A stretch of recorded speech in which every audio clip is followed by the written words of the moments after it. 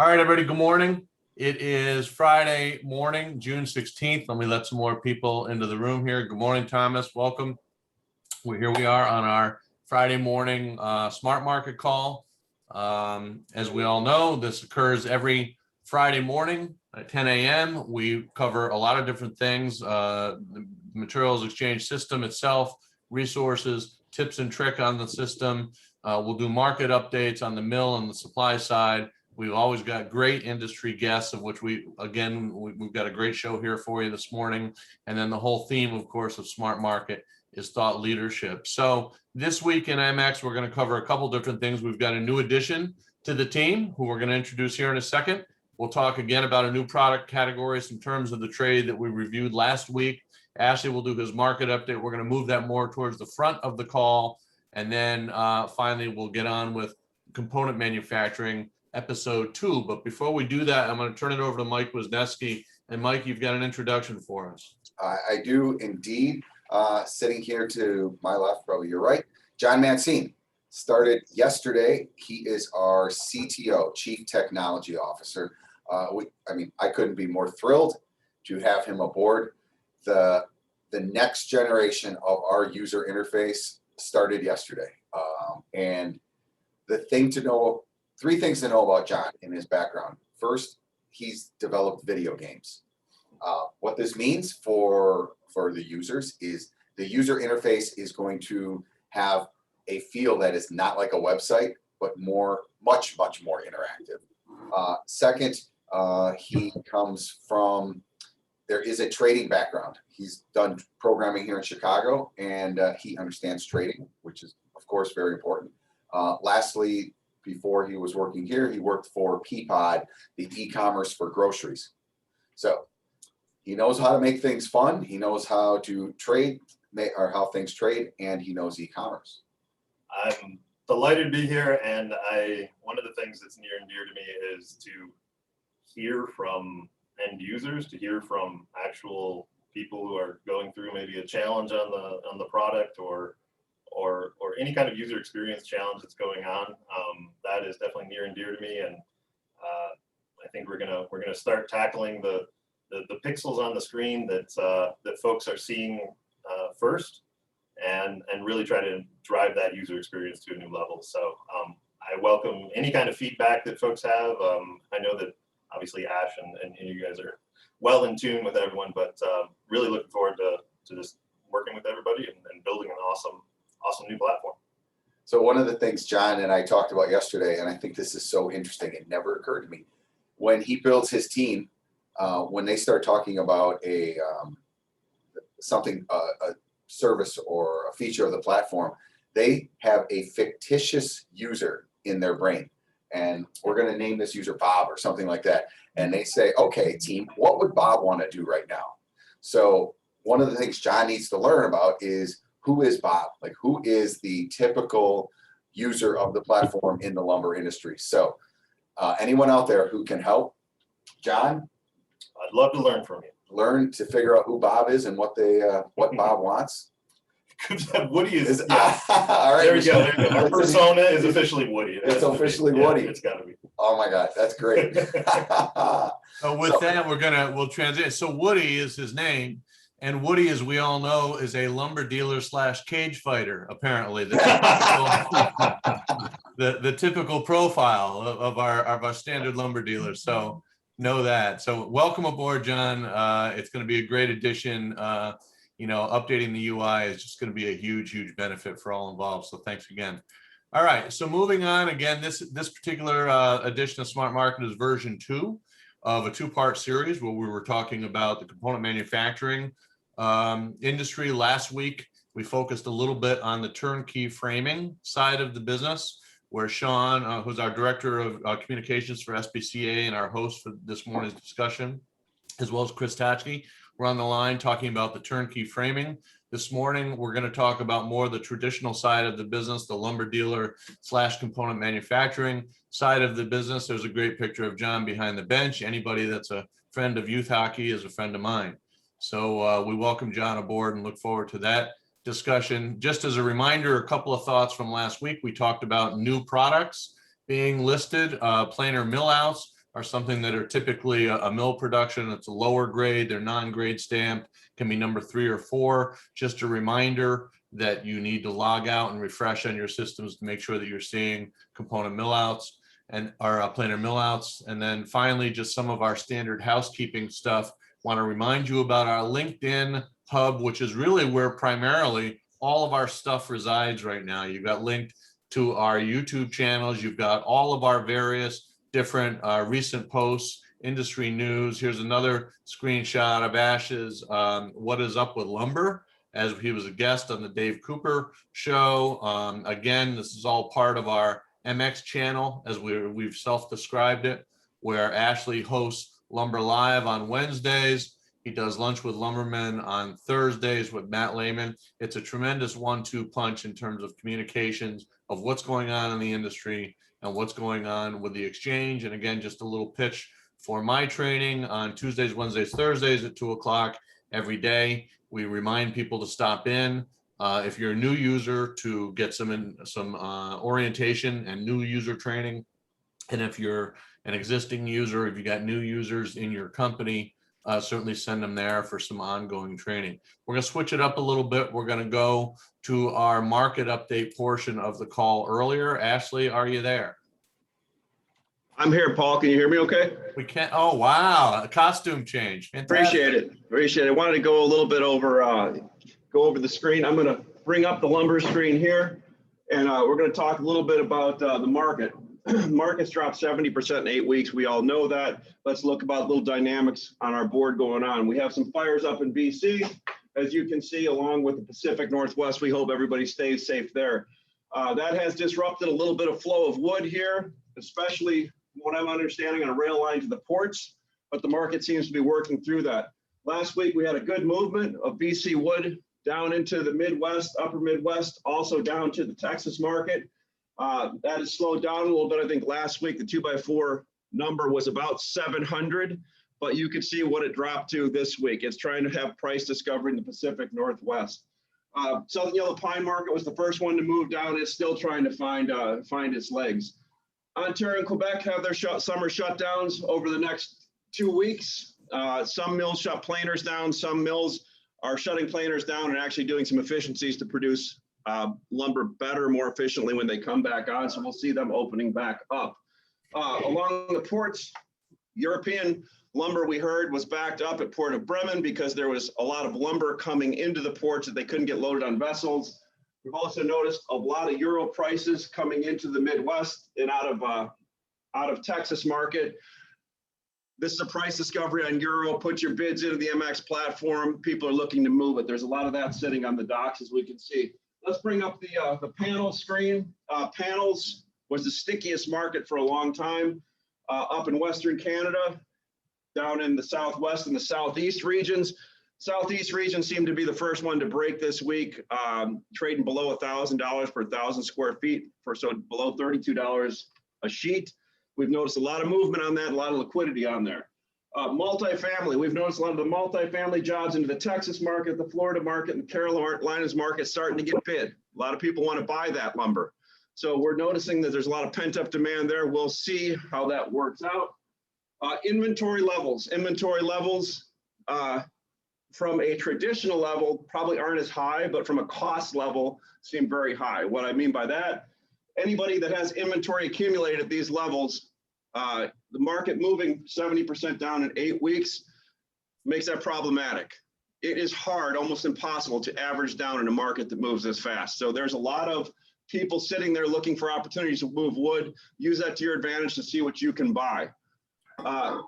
MX, let's go to the MX platform. MX had over 180 items listed yesterday. One of the important things I want to make sure everybody knows is you can put a bid in even if there is not an opposing ask on the other side. People see that just like they see your bid, whether there's an opposing ask on the other side. So come to mxlumber.com.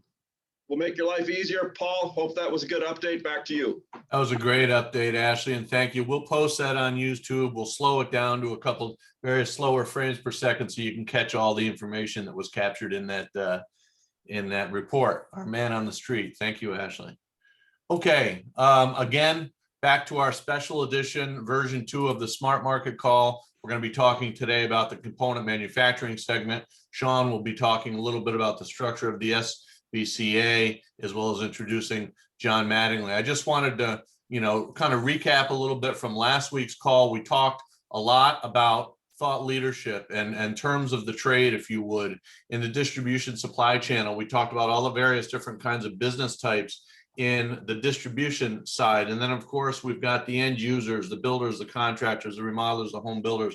But it was that physical assembly side of the house that we talked about, the component manufacturing, the prefabricators, and the turnkey framers. A lot of different people, a lot of different kinds of entities in the supply chains. But at the end of the day, they are all either lumber buyers or lumber sellers. When you kind of water it right down to what's going on in the marketplace, you're either on one side or the other when you're moving lumber. And when we talked about two-step distribution being one-way transactions with many stops along the way, we also talked a lot about two-way distribution, which is now a new phrase that has become apparent using the exchange and its visibility and its transparency, where there are non-linear transactions and end users can actually buy and sell with each other, as opposed to relying on only having a value proposition of access in a linear supply chain. So that was a new concept that we introduced last week in terms of thought leadership.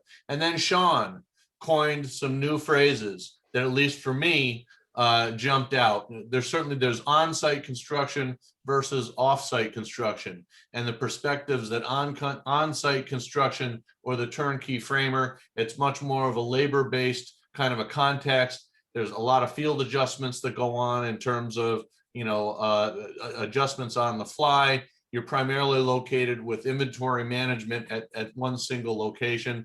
A lot of consideration for the downstream users, the other trades that are on site that they've got to consider when they're erecting a building. And then they're worried about lead times and job bids and guaranteed pricings in the quoting cycle. On the offsite side, of course, the component manufacturers, it's a little bit more design-based. They're juggling multiple projects across regions, and they've got a lot of logistics that they've got to consider. The scheduling and lead times are a little bit more involved on the inventory management and the replacement cost, if you would, a little bit more of a longer term lead time on that. So that's some of the takeaways that I had from Sean's summary last week. So with that, I'm going to turn it over to Sean to introduce our guest this morning, John Mattingly, and we will go from there. Sean, welcome.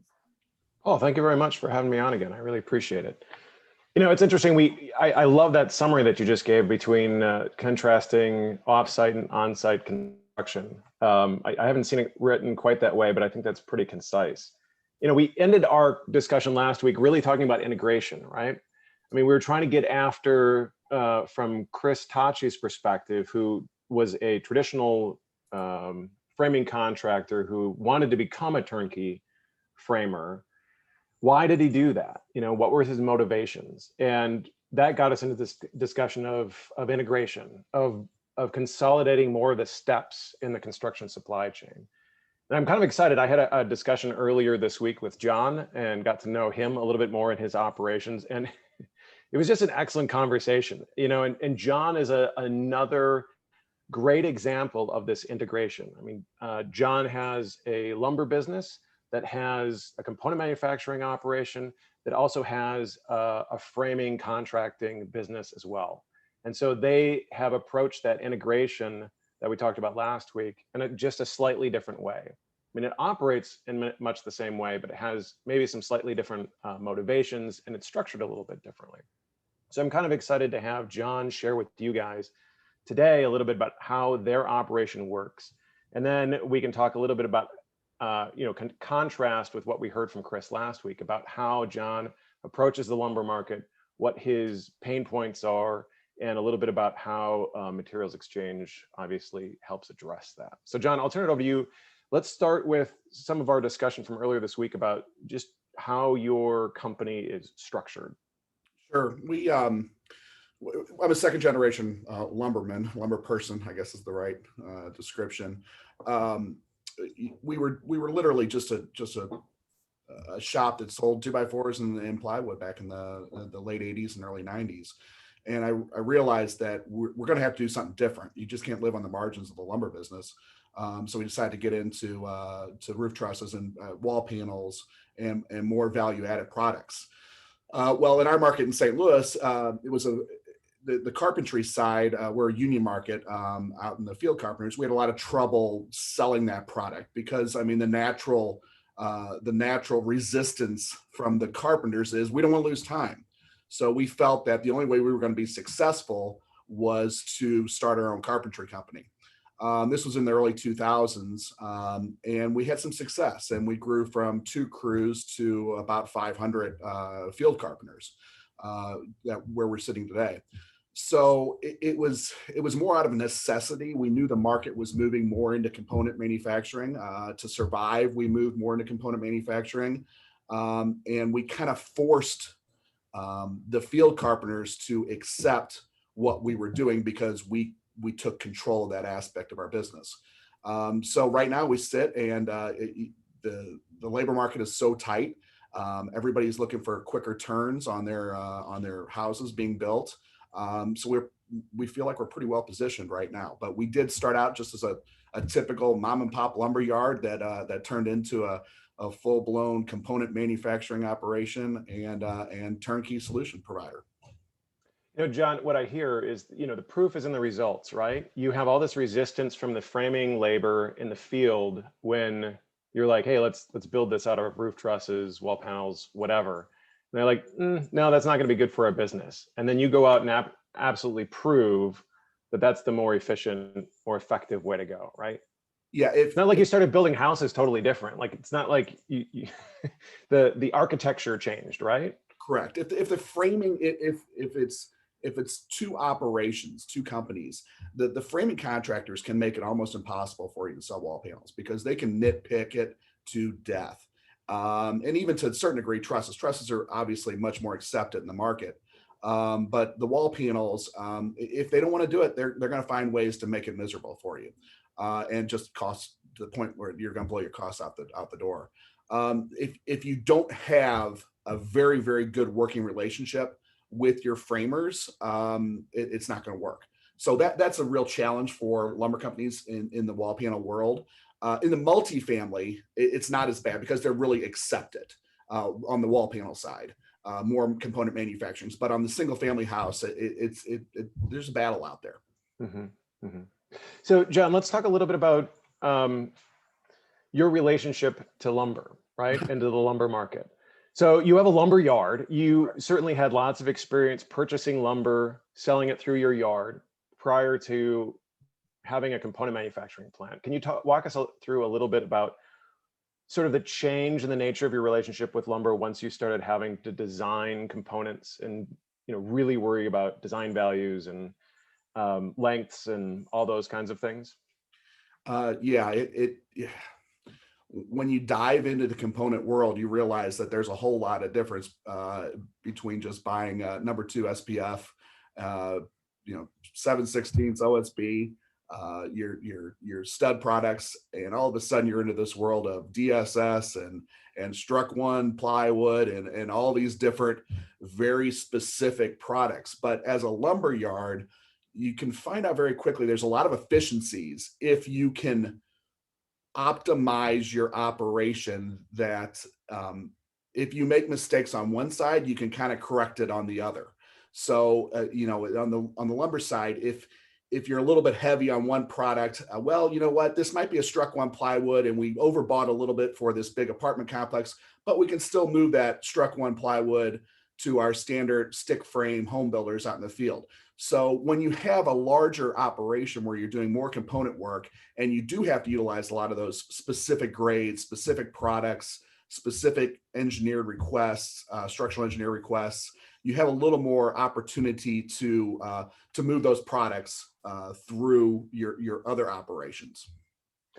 So that's interesting, John. I mean, being tied again to your lumber yard, you have a little bit more flexibility than maybe the traditional independent component manufacturing, that you're carrying a lot more SKUs, right? You can have a lot more material variability than maybe some of the other component manufacturers who are trying to minimize the number of SKUs they have in stock. From from your component manufacturing side, do you buy, I'm just curious, talking about this, do you buy lumber separately for your lumber yard than you do for your component manufacturing operations, or is that one big bucket? You know, we might be a little bit different. We go into one big bucket. We really, we try to, being in the business for the second generation, some old habits die hard. And my dad was always a, you know, he was a hawk. Any chance he could get for cheap lumber, he'd go out and get it. And that's kind of the way I was raised. So we're out there, you know, trying to find as low cost as we possibly can on our material. And we buy it all for the entire operation. Now, some of that has changed a little bit because we find that our cull rates are a little bit higher on the lower grade 2x4s for our trusses. So are we going to go out and maybe think about more premium grades? Are we going to maybe think if the market's cheap and the spread between 1650 and standard SPF #2 is only 20 or 25 bucks? Yeah, we're probably going to bump up to the 1650. But yes, to answer your question, we really pretty much put it in one bucket. You know, John, that's interesting. You just raised a major issue that component manufacturers typically have with lumber. And I don't want to dwell on this very long, but lumber quality is a big issue, right? You know, on stick framing side of things, it's like, well, you can put a twist or have some wane or check or whatever in a wall stud. But when you're trying to put that lumber through the manufacturing process, and particularly if you're using, you know, metal connector plates, you really have to manage that the lumber quality or the lumber defects very closely, right? Because you can't have a lot of bark or something ending up in the middle of a joint and then you don't have the teeth embedding, right? Yeah, So, absolutely. And just throwing it through the saws. I mean, when you have when all of a sudden you've got a lot of wane or bark in the wrong places, you put it through the saw, it's going to bust the entire board. Then you're going out and you're picking up more material to run through the saw, but then it gets on the table and it's crooked and you got to press it and it just takes time. There's such a difference between running a lumber company and running a component manufacturing. Lumber companies price. Component manufacturers, it's time. And you really have to manage both if you're utilizing the lumber company and the truss manufacturing. So you kind of balance those two. Do I really want to keep running out to the yard? Do I want to bust these boards? Do I want to slow down my line because they're having to adjust the table? They're having to get up on the table and press stuff into place. Yeah. So to answer your question, it's a little bit of a different management process. I mean, maybe the unspoken thing there is it's not like you're having to buy constantly to the quality of a Lowe's or a Home Depot, because you don't have to deal with the public scrutinizing every board in the bunk, but you still have to manage that closely. So sometimes that's going to motivate you to move up a grade for certain applications, right? Correct. But the flip side of that is, when you do get a bunk that's a little bit questionable, you can, if you're a full component manufacturer where you're doing wall panels also, you're doing floor truss, you can use those questionable bunks in web stock. You can use those questionable in fire block, things that aren't necessarily, the things that people are really concerned when they walk in their house. They want to see those nice, pretty studs, but they really aren't going to look at that fire block that's running up the wall or the very short pieces of your web stock. So, there's opportunities there, but yes, especially in the pricing, you make decisions every day. You decide, what makes sense. I think that just comes with experience.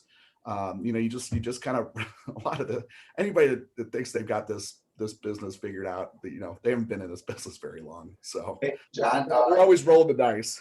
quick question about pricing and transparency of pricing. Yeah.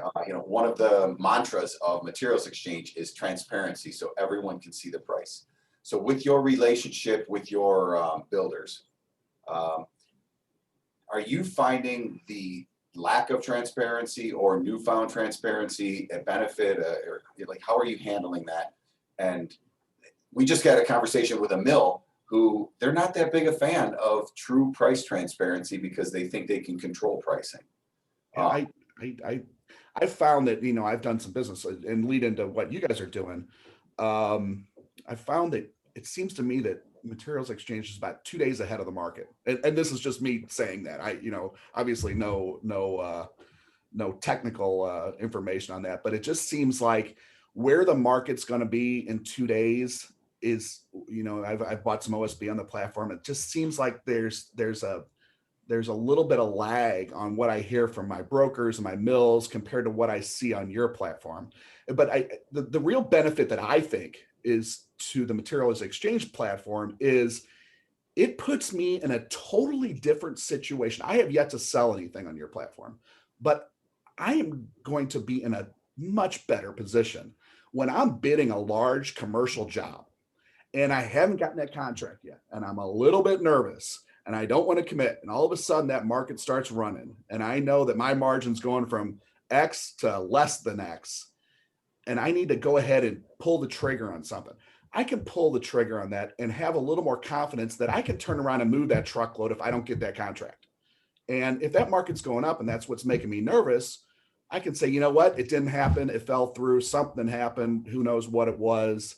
I can turn around and say, you know what, can't use it. Before, I'd sit on that material forever and try to figure out where to plug it in, who to move it to. Now, all of a sudden, I can put that whole truckload right back on the exchange and move it. And anticipating the market was going up, I might make a few bucks. It puts me in such a more powerful position as a buyer that I never had in the last 30 years. That's crazy. It's because you can be a seller, you're a better buyer. Exactly. I'm a more confident buyer. Maybe not a better buyer because who's a good buyer? We're all throwing the dice. But it makes me a more confident buyer. I think that's what gives me. It's exciting. I've watched you guys here for the last 9 months or so develop it, and it's exciting for me as an independent. Michael, I think John just gave you your new tagline. We're 2 days ahead of the market. I swear to God, my wife is smiling right now because I know that's going on a post by tomorrow or over the weekend. John, your quote's going to be out there for everyone to see for quite a while. Good job. Well, and I'll tell you what, you guys, the Materials Exchange saved me a couple times along the way on OSB as everybody was saying, there's never going to be another 9-foot stud. There's never going to be any 9-foot or 80-foot, 9-foot OSB out in the market. Well, we found it. It was on Materials Exchange. So it's working. John, we talked a little bit last week with Chris about design flexibility or more along the lines of material flexibility. I'm just curious whether or not in your operations, sort of how you approach that. I know that talking to different component manufacturers across the country, sometimes they play that game, right? They might be in a mixed market where it doesn't matter whether or not you're doing Southern Pine or SPF or Doug Fir.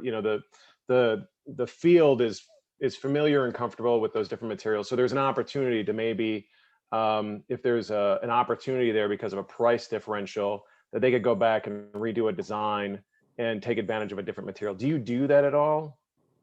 We had not done that until this most recent run. We're not in an efficient market right now. I mean, I think anybody that says that the lumber market is acting efficiently is crazy. Whatever it's causing it, we don't know. But we actually started looking at, hey, you know what? Maybe there's a $200 spread. Maybe we need to look at putting some Southern Yellow Pine. Is it in the product instead of SPF? Is it worth dealing with the twists and the turns and the St. Louis humidity? We've been every chance we could, especially in a component manufacturer. If you don't have material, it's not like you just back order it for a couple of days and you're going to be okay. You're shutting down your entire line and people don't have jobs. And when you got 75 people standing there with nothing to do, that's really, really expensive. And in this labor market, if they don't have a consistent job, they're going to go somewhere else. So you have to look at those types of things. And typically my brokers, they sell a couple products. They'll sell SPF number 2. They'll sell a few other things, but they won't get down into Southern Yellow Pine. So then I have to go deal with another broker that just deals in the Southern Yellow Pine and maybe fir plywood or something along those lines. So the platform allows you to touch so many more people out there than your 10, 12 guys that you've been dealing with for the last 10 years. And to be honest, I've found it's a little more bold for me. I'm not afraid to throw a number out there as much as I am when I make my offers. My offers are different for my brokers than when I put out a Materials Exchange. You just have that natural hesitancy to not really drop a low number out there. And it's amazing what is accepted sometimes. Mm-hmm. Well, it's interesting, John. So you have a little bit of flexibility. Chris last week mentioned that sometimes what he sees through the materials exchange platform now is that he sees opportunities, and it allows him to go back to his broker and say, hey, look into this for me, or I may be interested in this, because he knows the projects that he has coming up, right? He knows what his future needs are. And so he's always looking, now he has a place to go to get those opportunities instead of waiting for his broker to bring those opportunities to him. Have you found that to be true as well then? Not as much. When you say opportunities, are you saying, hey, we've got, I've got some future lumber out there that the mill I know is trying to move. I mean, when I'm buying, I'm not really looking for locking in things, for future stuff. We carry a pretty healthy inventory here, and I'm not really managing project to project. I'm managing more company wide. So that's kind of, I'm not sure I'm probably the best person to answer that question. No, John, I mean, that's perfect. That's what I was hoping you would say, because I think that's a good contrast between a lumberyard component manufacturer who has installed sales in their model versus what Chris Tachi was talking about last week, where he's a framer who's managing project to project, who's now responsible for the material. There's a different mentality, different approach. I really approach the market more globally, because we have 30-day deals with builders. We have 90-day deals with builders. I'm bidding out stuff for December that we know that we've got 50 carpenters out there. So we kind of manage it more on a risk type platform for a larger operation than just job to job. So John, the last question I have for you is during this most recent run in the market, everybody's talking about customer contracts. Now, how long do you lock in your prices? What kind of index do you put in your contract for materials? Everything. We talk about all the different terms and conditions. I'm just curious. I don't want to dwell on that. I'm curious if materials exchange becomes a much larger thing that, where Paul and Michael and their group hope this goes. What do you foresee changing in the way in which when it becomes this huge thing? How do you see any changes in the way in which you approach your contracts, knowing that you will have more full information? Yeah, I think forward buying is probably the one thing that I will tackle more. I mean, granted, you can go out there and buy futures cars on 2x4 spruce, that's great, but more forward hedging on some of your contracts where, the old adage, everything is got a ship date on it, and it says or sooner. Well, it's amazing when the lumber market drops $100, $1,000, all of a sudden or sooner becomes today. And then all of a sudden you have cash flow issues and you've got a yard full of lumber. I think if there's more transparency in when this will actually ship, at what price, now like all of a sudden I can start pricing these larger contracts out and being a little more firm with it. I'm a former attorney, and I've been preaching to all of my residential home builders, get price escalation clauses in their contracts. All over, you can talk to the National Association of Home Builders, they can help you out, but price escalation clauses are critical. But the flip side of that, if we do it as a lumber yard, well, you start pulling those little clauses out in contracts, and then all of a sudden you realize you don't have a couple customers that like you anymore, and they're not going to be calling you when you bid it. So there's the legal side of it. Yeah, sure. But let's be real honest. There's a business side to it also, and you have to manage those relationships. So if and when, as Ash would tell me to correct, if we could get that forward pricing where, hey, I'm going to need a truckload of Struck One OSB in November of 2021. If you can start getting those things tighter, it's going to open up opportunities for people like me. Cool. Mike, do you want to weigh in on anything at this point from the MXO standpoint?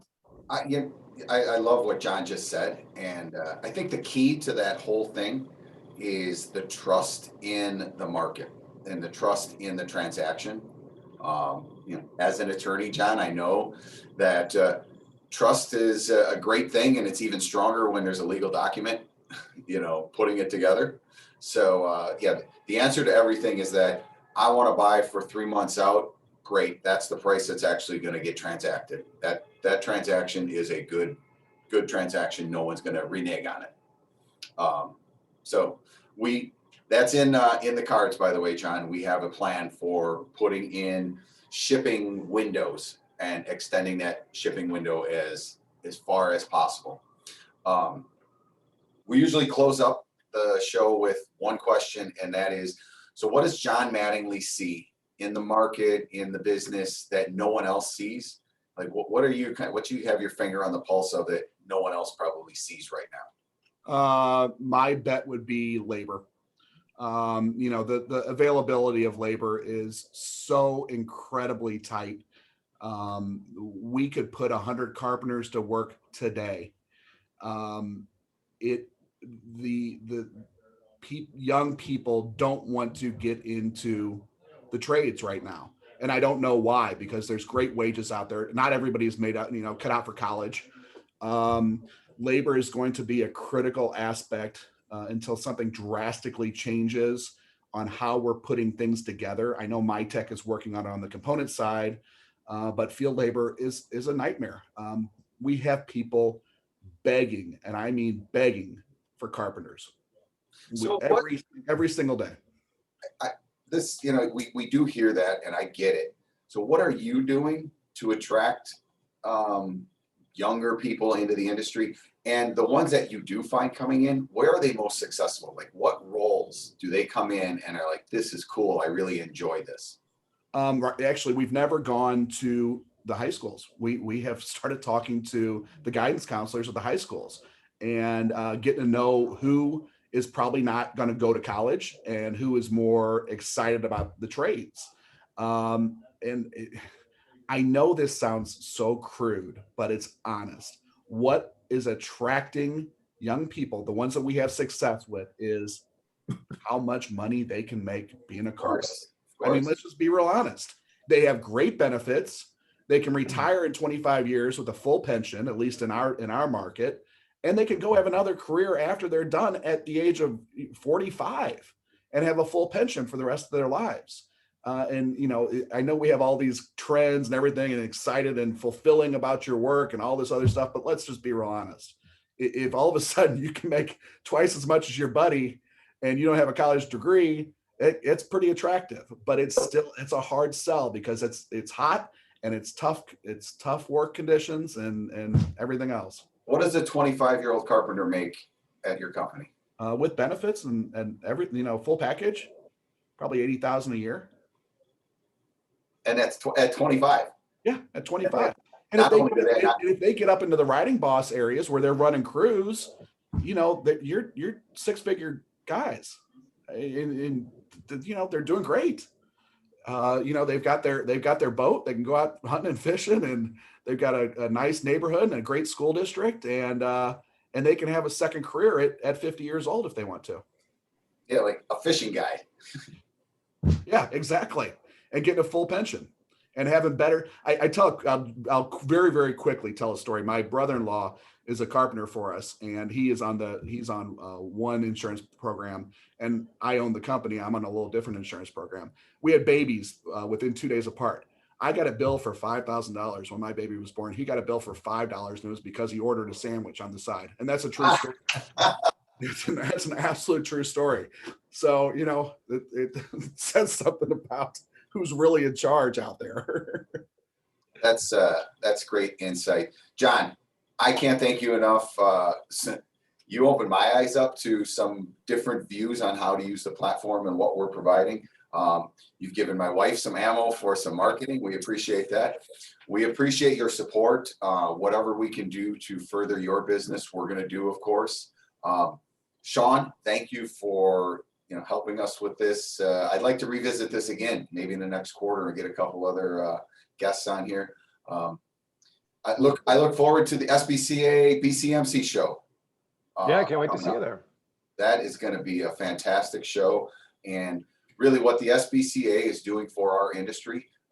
What John just talked about, where he's doing his outreach to the high schools, the SPCA is doing the same, and they actually. Well, why don't you tell the program? Yeah, no, I appreciate the infomercial, Michael. That's awesome. No, SBCA, we exist to serve the Johns of the world. You know, John has a workforce issue, whether or not he's trying to find, I mean, what we focused on was he's trying to find labor for the field. That's where the real pain point is.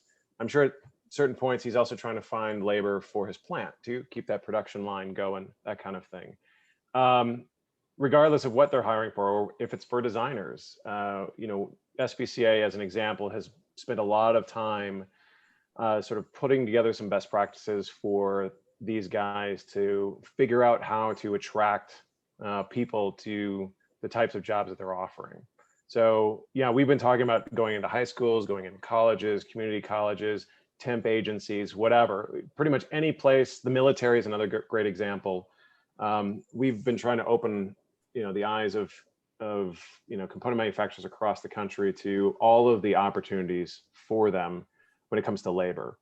And that's just one thing. I mean, we're an organization that just tries to gather all the best practices that component manufacturers like John and everybody else have discovered in their market, and then share it with everybody else. That's pretty much what we're all about. We gather the stories, we gather the best practices, and we share them with everybody. That seems to work pretty well. I also have learned a lot about sort of just in the, you know, the discussion last week and this week about lumber buying behavior, the relationship with the market, which I think is good. That's going to be, I think, pay dividends as we talk about how are we going to assist our members interface with the lumber market going forward. So I've learned almost as much as hopefully we've been able to impart on everybody else. So I appreciate being on here, and I look forward to doing this again sometime soon. Thank you, guys. What a wonderful wrap up, and what a fantastic Friday show we had today. And John, we really appreciate your help and lots of sound bites in that clip here today. We really do appreciate that. And Sean, you know, again, thank you for that. You know, one of the things about the labor pool and kids entering the lumber business, you know, specifically, the materials exchange, the digital approach, if you would, to the lumber market is a new and different way of bringing new talent into the lumber industry. Typically, if you're going to become a young trader in this industry, we always tell you it'll take you 2 to 3 years, you know, before you become effective, learning board footage calculations and learning freights and learning regionality and learning all the different building codes, et cetera, et cetera. And the digital platform has allowed people to kind of wipe away a lot of that learning curve just through the math and the exposure and the transparency of a digital platform and what it provides. So with that, we will wrap up. Thank you, everyone. John, welcome aboard again. Thank you. And everyone have a wonderful weekend. Take care. Thanks, Paul. Thank you. All right.